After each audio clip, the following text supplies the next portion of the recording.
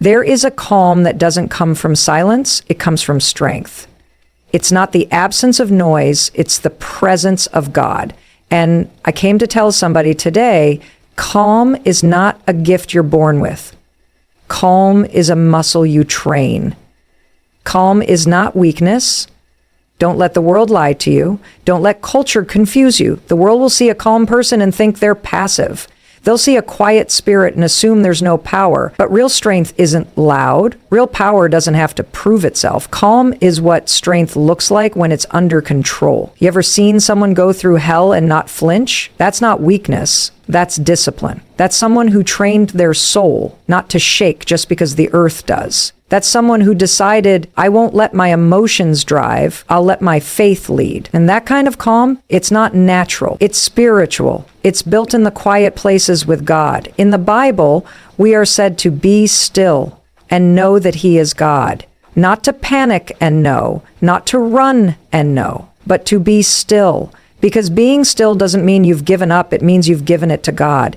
It means your trust is louder than your fear. It means your foundation is unshakable, even when the storm is unbearable. You remember when Jesus stood in the boat and the wind was raging and the waves were rising and everyone else was losing it, but not him. He stood up and spoke to the storm with authority. Peace, be still. Why? Because the calm inside him was stronger than the chaos around him. He didn't match the storm, he mastered it. That's not weakness. That's divine authority wrapped in calm. Calm says, I know who my God is. Calm says, I don't have to fight this battle. He will. In the Bible, we are said to let our gentleness be evident to all, for the Lord is near. That gentleness, that calm, that's not for people who are soft. That's for people who are strong enough to walk away from drama, strong enough to rise above confusion, strong enough to trust that the battle belongs to the Lord. Even when Jesus stood before his accusers, he didn't argue, he didn't shout, he didn't beg. Calm, composed, unshaken. Because when you know where your authority comes from, you don't have to defend it, you just walk in it. And that's what calm really is. It's spiritual strength that's so rooted it doesn't get rattled. It's power that doesn't need applause. It's faith that doesn't flinch. In the Bible, we are said that a gentle tongue can break a bone. That means God's kind of calm isn't powerless. It's not timid, it's targeted. It's the ability to speak life when everything around you is speaking death. So no, calm is not weakness. It's the kind of strength this world doesn't understand. It's the evidence of a soul that has spent time in the secret place. It's the fruit of a mind that's been renewed. It's not natural, it's supernatural. And once you train your spirit to live there, nothing on the outside can shake what God has built on the inside. Some people walk around thinking peace is just something some folks are born with, like it's a personality trait, like you either have it or you don't. But peace is not a personality, it's a practice. It's not about being naturally calm or soft-spoken. It's not about temperament. Peace is something you choose, something you cultivate, something you work on every day with God. You don't just wake up in peace. You walk in peace, you speak it over yourself, you chase it down in prayer. In the Bible, we are said to seek peace and pursue it. That tells me peace is active. It doesn't just happen. It's something you have to fight for, something you have to feed, because this world doesn't hand you peace. It hands you chaos, fear, distraction, noise. And you've got to learn how to rise above it. Think about a garden. You don't just throw seeds in the ground and expect fruit. You water it. You pull the weeds. You check it daily. That's what peace is. It's something you tend to in your soul. It's something you plant with the word, you water with worship, and you protect with boundaries. When your mind wants to run wild, when the world is pushing pressure on you from every side, peace says, I will not be moved. But it doesn't say that automatically. It learns to say it. It trains itself to say it. That's why in the Bible we are said to let the peace of God rule in our hearts. Not feel peace, let peace rule. That means you make a decision about what's going to govern your reactions. You decide peace will take the throne instead of panic. And that takes practice. That takes daily surrender. That takes discipline. Just like a musician doesn't become excellent by picking up an instrument once a week, You don't develop peace by hearing a sermon once on Sunday. You practice peace by choosing stillness when your schedule is tight. You practice peace by giving grace when someone offends you. You practice peace by breathing deep and trusting God when your plans fall apart. Peace is not pretending everything is okay. Peace is knowing God is still in control even when everything looks out of control. It's not fake, it's faith. And faith takes repetition. Faith takes routine. Faith takes showing up when you don't feel it. Jesus told his disciples, "My peace I give to you, not as the world gives." That means his peace is different. It's not situational. It's not circumstantial. It's not based on mood or money or how people treat you. It's based on who he is, not what you're facing. And when you receive that kind of peace, you still have to practice holding on to it. In the Bible, we are said that the fruit of the Spirit is peace. That means peace grows. That means peace can mature. But fruit doesn't grow overnight. It grows with consistency. It grows in the right climate.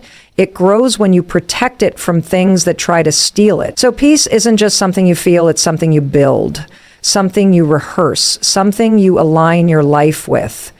And when you start practicing peace, it becomes part of who you are, not because you were born with it, but because you trained in it. Your mind is a factory, and what you feed it determines what it builds when pressure hits. If you constantly feed it fear, it will produce panic. If you fill it with anger, it will produce reaction. But if you feed it truth, it will produce peace. If you feed it the word, it will produce wisdom. What you plant in your mind in calm seasons is exactly what your mind will serve up in the storm. In the Bible, we are said to set our minds on things above, not on things of the earth. That means your mind is meant to be set, not scattered. But the only way you can set it is if you give it something solid to rest on.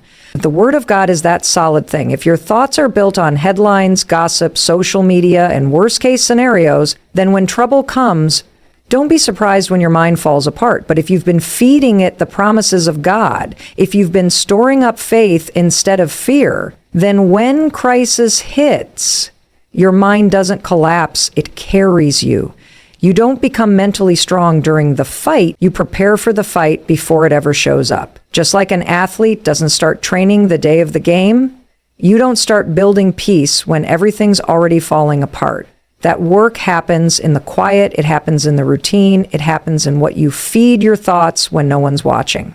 In the Bible, we are said that whatever is true, noble, right, pure, lovely, admirable, if anything is excellent or praiseworthy, think about such things. That's not just a suggestion.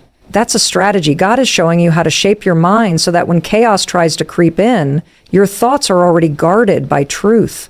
What you meditate on, you magnify. And what you magnify, you move toward. So if you're always feeding your mind negativity, don't be surprised when your heart feels heavy and your peace feels far away. You wouldn't feed your body junk every day and expect it to be healthy. So why do we feed our minds stress, comparison, and distraction and expect them to produce calm in a crisis? Your mind reflects your intake. It mirrors your meditation. And you can't have the fruit of peace when you've been planting seeds of fear. Jesus said, "Man shall not live by bread alone, but by every word that comes from the mouth of God." That's not just about physical survival. That's about mental survival, too. Your spirit needs the word. Your mind craves the truth. Because when your mind is full of the word, it doesn't fall apart under pressure. It remembers. It remembers who you are. It remembers what he promised. It remembers you're not alone. In the Bible, we are said to be transformed by the renewing of our minds, not the removing, renewing. That means God doesn't replace your mind. He retrains it. He reprograms it. But he can only renew what you're willing to feed with truth. Your mind is powerful, but it's also programmable. And what you put in it daily is what will come out of it automatically, especially in the crisis. Jesus didn't just talk about peace. He lived it. He modeled it. He carried calm like a crown. He didn't wait for the environment to be right. He brought the right spirit into the wrong environment. He didn't need silence to have serenity. He didn't need comfort to walk in confidence. He showed us that real calm doesn't come when the storm stops. It comes when your soul knows who's in control. One night, the disciples were in the boat, and the storm rolled in, the kind of storm that makes grown men panic. Waves high, wind heavy, the boat rocking, lightning flashing. And where was Jesus? Not pacing, not panicking, not shouting, sleeping, resting, calm, not because the storm wasn't real, but because his faith was. That's what real peace looks like. It's not the absence of danger. It's the presence of deep, anchored trust. In the Bible, we are said that even the wind and the waves obey him. But before they obeyed his voice, they had no power over his posture. The storm didn't move him. And that's the power he wants to build in you. The kind of calm that doesn't shift when the pressure rises. The kind that says, I don't have to understand the storm to stand in it. It wasn't just the sea he calmed. It was the spirit of fear in the boat. When the disciples cried out, Master, don't you care that we perish? He didn't just quiet the winds. He addressed their fear. He said, why are you so afraid? Do you still have no faith? That right there, that shows us the storm wasn't the real enemy. Fear was, panic was, and Jesus was teaching them and us that calm is a decision of faith, not a reaction to ease. Jesus showed the same calm when crowds pressed in on him, demanding miracles, pulling on him desperate and loud. He never rushed. He never got flustered. He moved with purpose. He spoke with authority. He operated from rest, not from reaction. That's the rhythm of heaven, not hurried, not anxious, fully aware, fully aligned. And when he stood before Pilate, falsely accused, mocked, humiliated, he didn't defend himself with rage. He didn't lash out.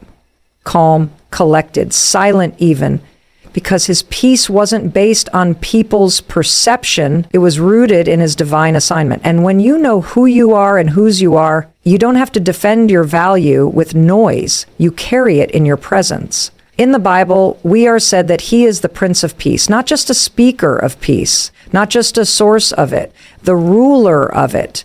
That means wherever he is, peace is in charge. When he walks into chaos, peace takes authority. When he speaks, confusion clears. And when he lives inside of you, that same peace has dominion in your life. So every time the storm rises, outside of you or inside of you, you've got a choice. React like the disciples or respond like Jesus. Let fear lead or let faith rise. He already showed us how to do it. He showed us that the calm we're looking for isn't around us. It's already within us when he is. Victory doesn't begin with your circumstances. It begins with your response to them. It's not what hits your life that defines your outcome. It's how you handle it. Trouble will come, battles will rise, pain will find your doorstep. But the enemy doesn't win because of the storm. He wins when you respond the wrong way to the storm. In the Bible, we are said to be more than conquerors, not just because we're in easy situations, but through him who loved us. That means victory isn't situational, it's spiritual, and it's tied to your response. You can't always control what comes against you, but you can always control how you show up in it. David stood before Goliath with no sword, no armor, and no army behind him. The odds were stacked. The situation looked impossible. But it wasn't the size of the giant that decided the victory. It was the spirit of David's response. While everyone else was retreating in fear, David stepped forward in faith. He said, you come at me with sword and spear, but I come to you in the name of the Lord. That wasn't just courage. That was alignment. That was response rooted in confidence, not in self, but in God. Your reaction is the proof of your preparation.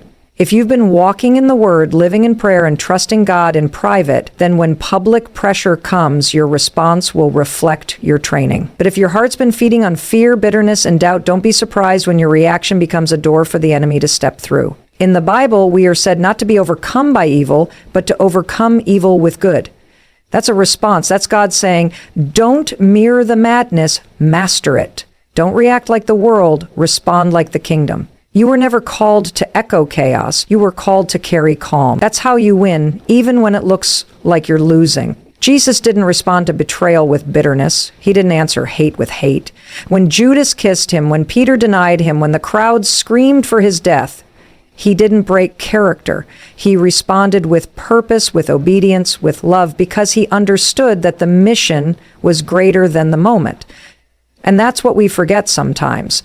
We get caught in the heat of a situation and we let the moment steal our mission. But when your response is governed by truth, when your soul is anchored in grace, you don't let the fire consume you. You walk through it without smelling like smoke. In the Bible, we are said to let our responses be gentle, seasoned with grace. That means God doesn't just care about what you go through, He cares about how you go through it. Not just what you face, but what flows out of you when you face it.